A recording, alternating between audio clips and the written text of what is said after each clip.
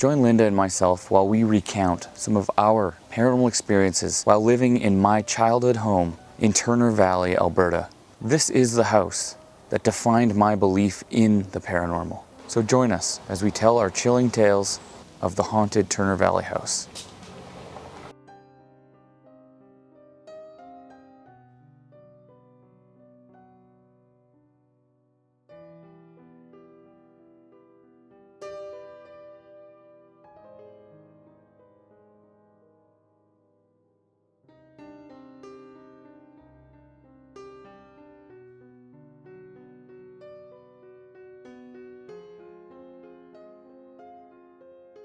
I'm down here in Turner Valley, Alberta to talk about one of the homes I lived in quite a few years ago. A home that we purchased in 1988 that actually started down here in the gas plant as one of the Valley Pipeline office buildings.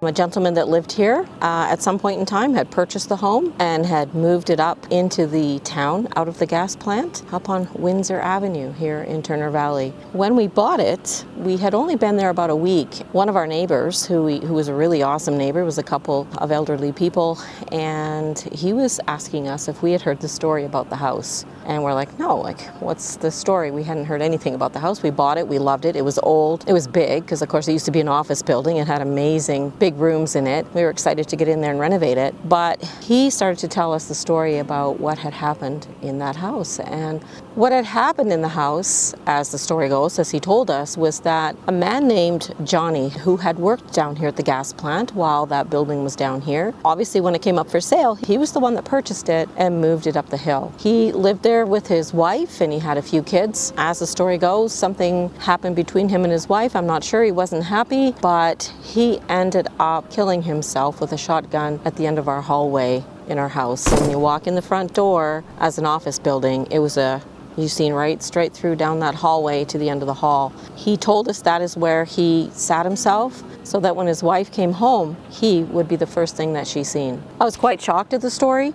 I was like, holy cow, kind of thinking, wow, that's kind of a crazy story. We had no idea. We carried on, with our renovations and things that we wanted to do. One of the things that we wanted to do was rip up some of the carpeting and stuff that was down the hallway. You could no longer, when you came in the front door, see straight down the hallway. Over time, somebody had built a closet there, so when you came in the front door, there was a closet, and you had to go into the kitchen and around to get down to that hallway. At the end of that hallway, there was a linen closet. It had no door on it. That's where it was. As we were renovating, we were taking the rug out of that hallway. We were ripping it up, and we actually had to rip up some of the floorboards as they needed to be repaired. And to my surprise, in those floorboards was shotgun shot right there. There was a lot of it, which really kind of validated what our neighbor had said to us, what Johnny had done at the end of the hallway. Like, there was the shot, so sure enough, and the door being not there on that closet. Did they remove it because of the shot? The closet was still there, so that made us really think, like, okay, this really happened. It's not just a story, but we did carry on with our renovations, and then some things started to happen that were a little bit weird. Some things weirder than others. Probably one of the first things that happened, my husband and myself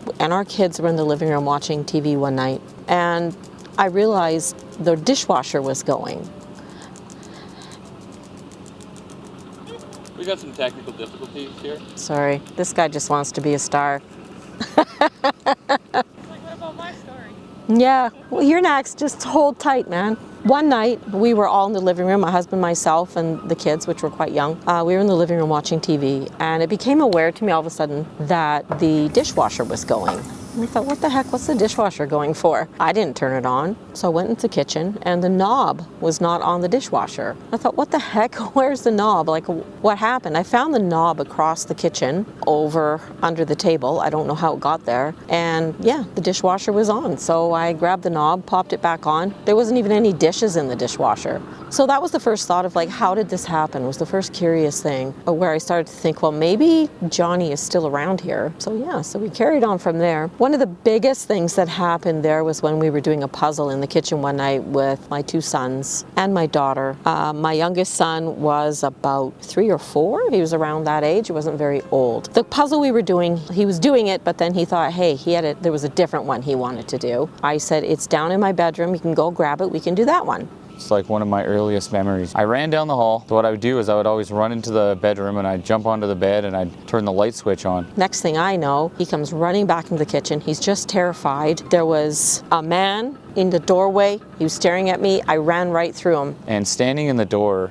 is a transparent apparition of a man. You could make out what he was wearing, a 1930s attire, an old fedora hat. Just to see this transparent person, you could see a smile on his face. It was a friendly smile. But I was so terrified and startled. The door is the only way out of a room. Like, that's the only way. I guess I could have climbed out the window. I needed to get out of that room as fast as I could. And he's standing right in the doorway, and I screamed, and I ended up running right through his leg. You go to brush by somebody, just ran right through this apparition to get out of that situation. I'm trying to understand what he's saying. He was saying there's a man in the hallway, right in front of him in the doorway, smiling at him. Wow, and this is right where that, at the end of our hallway, that's where the bedroom doorway was. And this man was pretty much standing in the doorway, pretty much right in front of that linen closet. We thought, wow, is that Johnny? Like, that was crazy. I went down the hall. Of course, there's nobody there.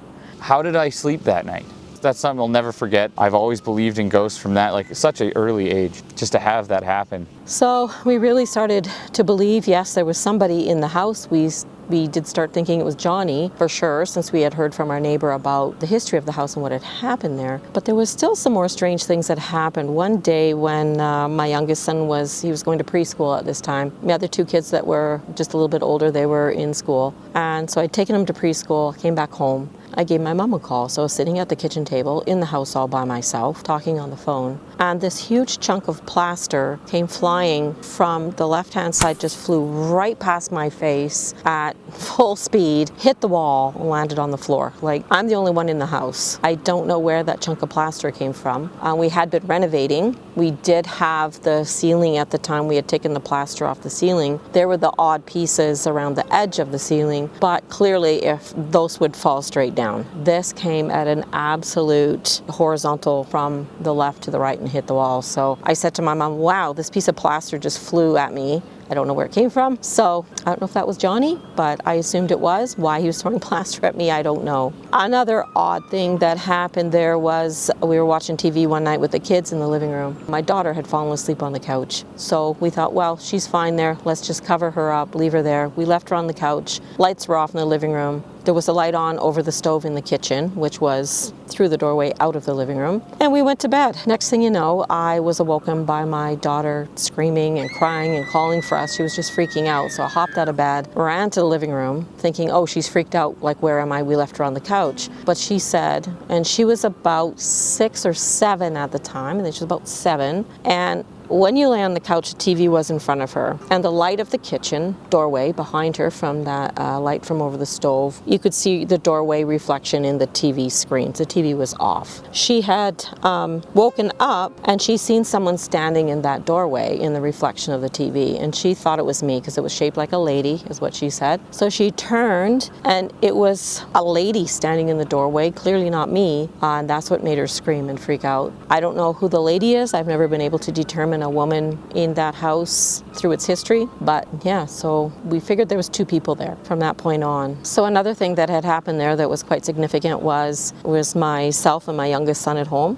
He wasn't going to preschool that day, so I had made him lunch in the kitchen, obviously, sat him at the table. He was sitting at the kitchen table facing the corner of the kitchen that had the doorway into the living room. And on the other wall had the doorway that went into kind of the laundry room and down the hallway to the bedrooms. So he was sitting there eating his lunch. He had not noticed. He knew I left the kitchen, but he hadn't noticed that I'd gone down the hallway to the bedroom. So he's eating his lunch, and he notices something out of the corner of his eye. He looks up. And I just see this, looks like a normal person, but dressed in like the 1930s attire, just like walking from the hallway into the living room. Who is this person? Like, I was so curious. I got up, followed this person into the living room, and the person was gone. There was no person. I followed them right into the living room. I was right behind them. Saw them walk in the living room. I got up, I walked in the living room, gone. Now the only place that person could have gone was upstairs, because that's the only way out of that living room if you were to walk in the living room. So I go up the stairs. I knew that it was just me and my mom in the house. And I go up the stairs looking for my mom, and I'm calling for her, and she's nowhere to be found upstairs. To find the attic completely empty. There was no man up there. I was not up there.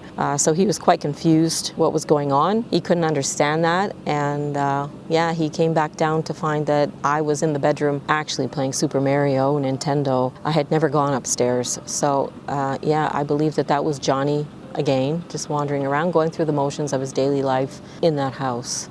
And I told her straight up, like, I just saw somebody walking from the hallway into the living room, and this was like it looked like a real human being, like absolutely real. Yeah, so some other odd things that happened there, but those were the most significant things. So we're here today. We're here to check out the gas plant where it used to be, where the house used to sit, and check out the town of Turner Valley. Unfortunately, we did reach out to the current occupants of the house, and we didn't get any reply from them because we really wanted to go and not only see that home, because we just loved it, but also to see if they had any experiences in there as well, and I'm certain that they had to have. So in our mind, Johnny still roams that house. He's still in sadness from the reason he had decided to kill himself, and it's just really a sad story. So yeah, that's why we're down here at the plant today. At such a young age to have such an experience like that, there's just, you can't discredit that. To see a ghost twice in that house, whether it's a residual haunting, this person's just like replaying his life in that house, he's still there, or you know, his memories of that house are so strong that they still live in the walls. Whether he might not even be there, but it's just like the emotion that was still intertwined with that house, because he moved that house up to the town, renovated that house. He just was so involved in that house that like part of his being is still there, and reality just kind of holds those like a recording, like a VHS tape, and just playing back these little snippets of their life. Yeah, so that's a pretty crazy story. That's just like, that's how I started believing the paranormal.